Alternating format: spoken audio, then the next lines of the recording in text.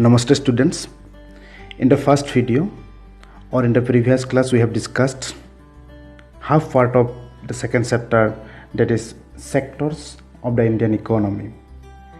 As we have told in the video that there are three types of classification of economy. In the first video we have discussed what are the sectors on the basis of nature of activity. So we have got primary sector, secondary sector and tertiary sector. We have come to know that all the sectors are interrelated in an economy, and we have got also the definition. After that, we have compared the three sectors by looking at graph 1, that is GDP by primary sector, secondary sector and tertiary sector. We have also discussed what is final goods and what is GDP. After that, we have discussed where are most people employed. For that, we have seen graph 2, which is share of sectors in GDP.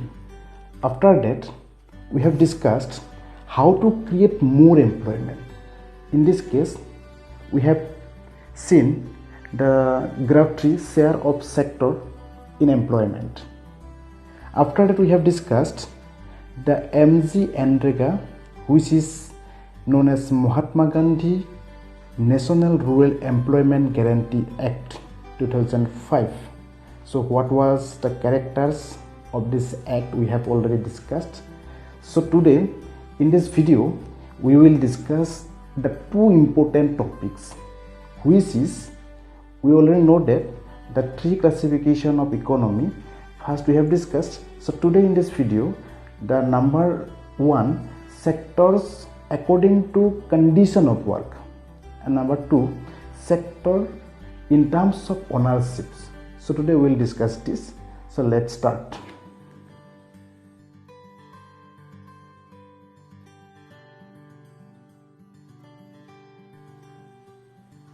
So here see division of sectors as organized and unorganized. This is sectors according to condition of work. So according to condition of work, we will get two types of sector. One is organized sector and another is unorganized sector. So to know this, or to know the better understanding, so we will take two example, or example is given here. One is Kanta and another is Kamal. So let's see first Kanta. Kanta work in an office. She attend her office from 9:30 a.m. to 5:30 p.m. She gets her salary regularly at the end of every month. In addition to the salary, she also gets provident fund as per the rules laid down by the government. She also gets medical and other allowances. Kanta does not go to office on Sunday. So this is a paid holiday. When she joined work, she has given an appointment letter stating all the terms and conditions of work. So this is all about Kanta. Now next, if we see Kamal, then we will see what conditions see. Kamal is Kanta's neighbor. He is a daily wage laborer in a nearby grocery shop. He goes to the shop at 7:30 in the morning and works till 8 p.m. in the evening. He gets no other allowances apart from his wages. He is not paid for the days he does not work. He has therefore no leave or paid holidays. So nor was he given any formal letter saying he has been employed in the shop. He can be asked to leave any time by his employer. So here see, there is a difference. If we see the work condition of Kanta and Kamal, so what? By seeing the condition of Kanta and Kamal, we can easily divide the sector according to condition of work, that is organized sector and unorganized sector. So here it is said that Kanta works in the organized sector. Organized sector means what? Organized sectors covers those enterprises or places of work where the terms of employment are regular and therefore people have assured work. If we see next here, in contrast, Kamal works in the unorganized sector. The unorganized sector means what? Is characterized by small scattered units which are largely outside the control of the government. So here if we see the organized and unorganized sector, then we will see a vast difference. What are the difference? Organized sector, what? It is a sector where the employment terms are fixed and regular and employees get assured work. But if we see the unorganized sector is characterized by small and scattered units which are largely outside the control of the government. Again, in the organized sector, the employees are registered by the government and have to follow its rules and regulations which are given in various laws such as the Factories Act, Minimum Wages Act, Payment of Guarantee Act, SOPs and established, etc. But in unorganized sector there are rules and regulations, but these are not followed since they are not registered with the government. If we see the organized sector, the jobs is regular and has fixed working hours. If people work more, they get paid for the overtime by the employer. But if we see the unorganized sector, jobs are low paid and often not regular. If we see the security condition of organized sector, then workers enjoy the security of employment, but in unorganized sector, employment is not secure. People can be asked to leave without any reason.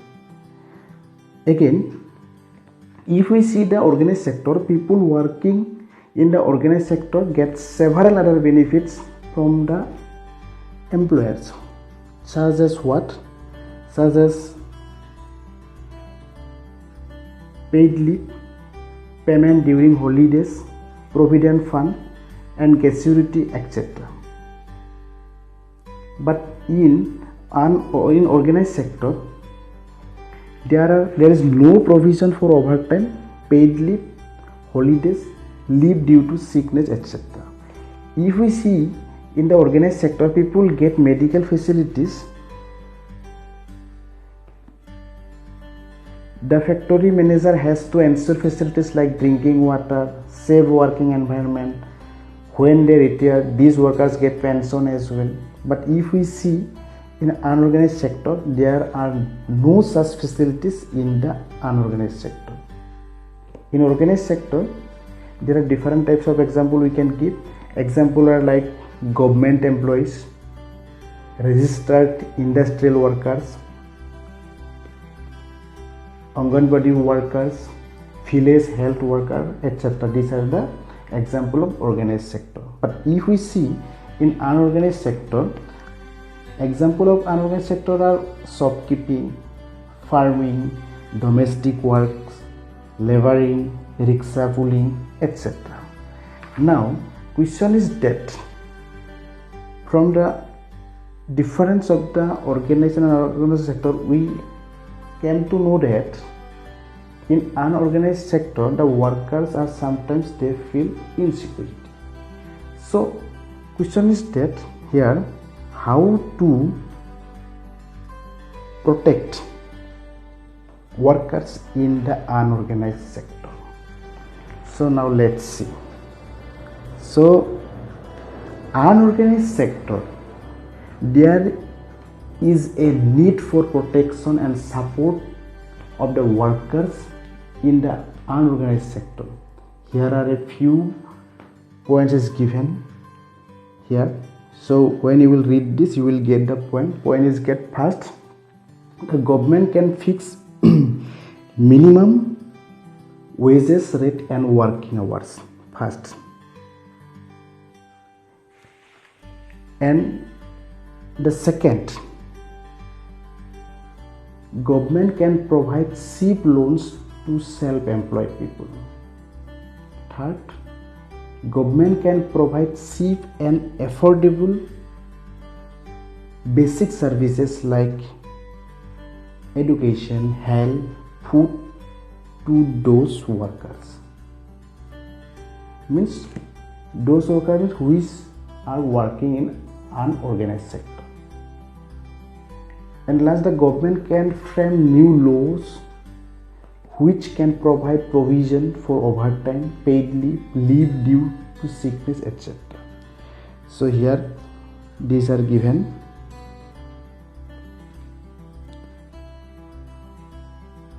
So now after that, the next topic is sectors in terms of ownership, that is public and private.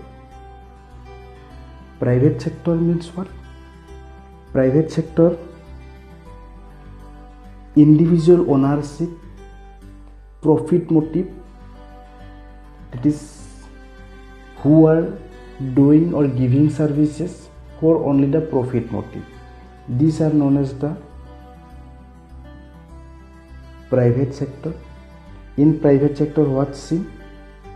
In private sector, ownership of assets and the delivery of services in the hands of private individuals or companies. And what is public? In the public sector, see, the government owns most of the assets and provides all the services. So here example is given. Railways, post office is an example of public sector. An example of private sector, what? Example of private sector are this: Tata Iron and Steel Company Limited, this is TISCO, or Reliance Industries Limited, RIL. These are the private company. So here again see, activities in private sector are guided by the motive to earn profit. To get such services, we have to pay money to this individual and companies. The purpose of the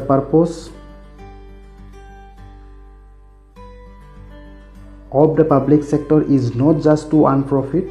Government raise money through taxes and other ways to meet expenses on the services rendered by it. Modern day government spend on a whole range of activities. Here one important point is that what are these activities governments?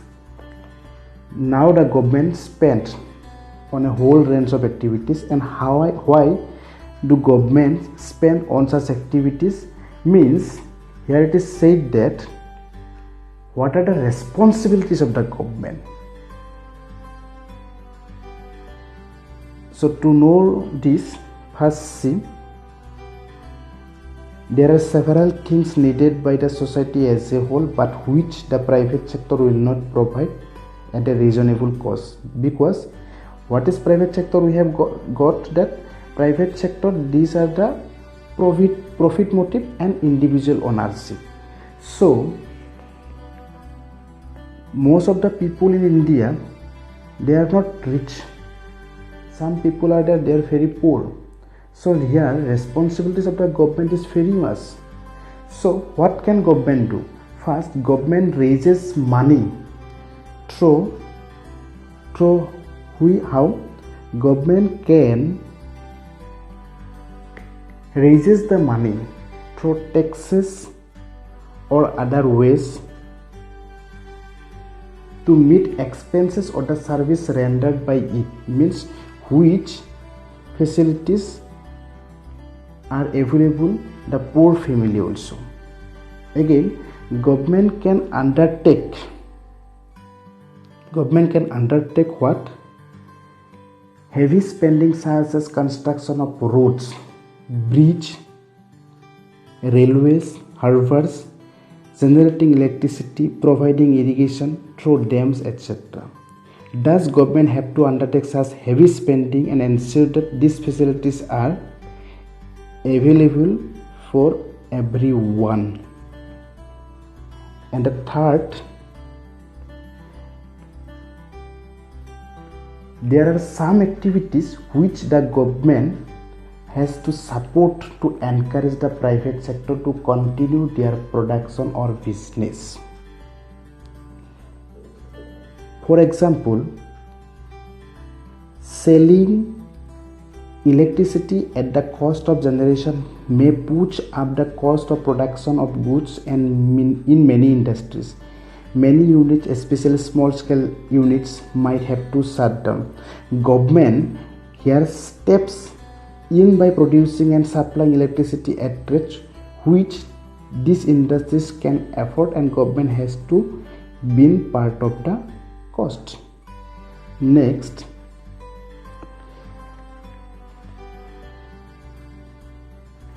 government in India buys wheat and rice from farmers at fair price and sells at a lower price to the consumer through ration shops. We see in India many of the people are suffering from poverty, so they are unable to buy all the goods and services like everyone. So to give the facilities some goods like wheat, rice, government can buy these goods from the farmers at a fair price, and this sells to the consumer who are unable to buy at high price. So they are available, or they can buy the ration card from the ration shops. So in this way, it supports both farmers and consumers. Next, running proper school. Yes, see, running proper schools and providing quality education, health and education facilities for all are some of the duties of the government, because to give the education to the whole people at free of cost, private sector cannot do this.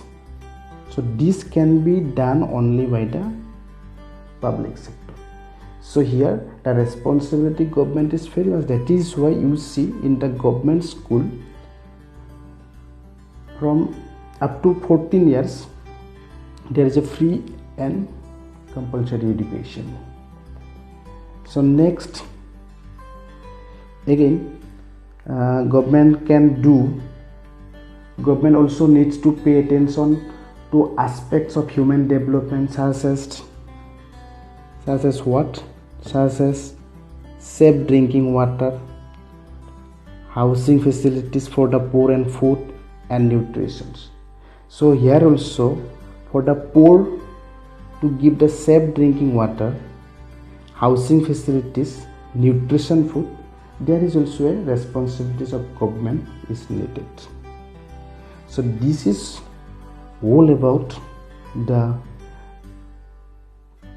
sectors in terms of ownership. This is private sector and public sector, and we have discussed also the sectors according to what? According to condition of work, that is the organized sector and unorganized sector. Students, I hope you understand.